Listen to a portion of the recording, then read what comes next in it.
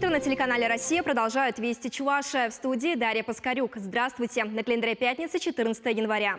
Для здоровья, бодрости и долголетия. В этом году в Чувашии откроют еще 3 клуба для пожилых – в Кугесях, Канаше и Мариинском посаде. Создают их в рамках регионального проекта «Старшее поколение» национального проекта «Демография». На сегодня в регионе 5 таких модельных центров. Последний открылся в прошлом году в Новочебоксарске. Для пенсионеров здесь обустроено 8 локаций. Среди них компьютерный класс, спортивный зал и творческая мастерская. Клубные пространства уверены в региональном министерстве труда. Серьезное подспорье для поддержания здоровья пожилых людей. Картины на домах. Нужно ли фасады столичных зданий оживлять с помощью стрит-арта? И какой вид искусства чебоксарцы предпочли бы увидеть на столичных стенах?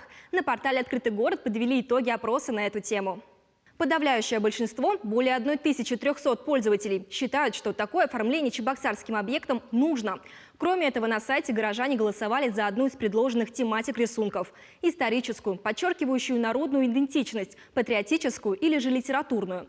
Предпочтительная для чебоксарцев оказалась последняя тема. За нее отдали 28% голосов.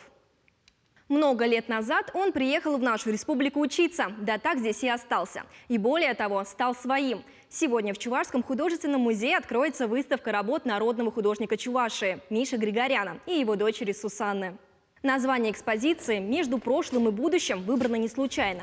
В стенах музея собраны более 200 живописных произведений, выполненных художниками в разные годы. Каждая работа притягивает взгляд. Например, во всех картинах Миши Григоряна, вне зависимости от жанра, будь то портрет, пейзаж или натюрморт, прослеживаются и армянские, и чувашские мотивы. А его дочь Сусанна творит в уникальной технике – гризаль на коже.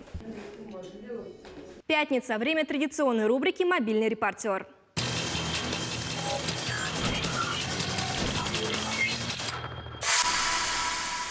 Жителям Мариинского посада беспокойство доставляют собаки. Стая бездомных четвероногих беспрепятственно бегает по микрорайону Коновалова в поисках пропитания. И, видимо, голод был настолько сильным, что, судя по рассказам очевидцев, хвостатые загрызли барана. Весьма удачное место для рыбаков образовалось на Чебоксарском заливе. Народный корреспондент заснял прорубь под мостом, кишащую рыбой, и предположил, что подводным обитателям может не хватать воздуха подо льдом, а это может привести к их гибели.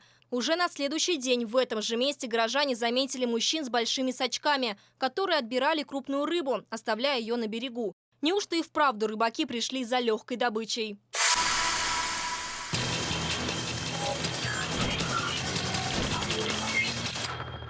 Наш проект «Найди друга», где мы делимся историями подопечных Чебоксарского пункта передержки для бездомных животных, продолжается. Сегодняшний рассказ посвящен Тине. Эту черную собаку с рыжим подпалом нашли еще щенком на улице. Несмотря на печальное прошлое, животное на людей не озлобилось. Дружелюбный характер Тины волонтеры приюта отметили сразу. Особенно она добра к детям. Спокойно реагирует на поводок и без причины хозяина тянуть в сторону не станет. Так что если вы любитель размеренных прогулок, то Тина – вариант что надо.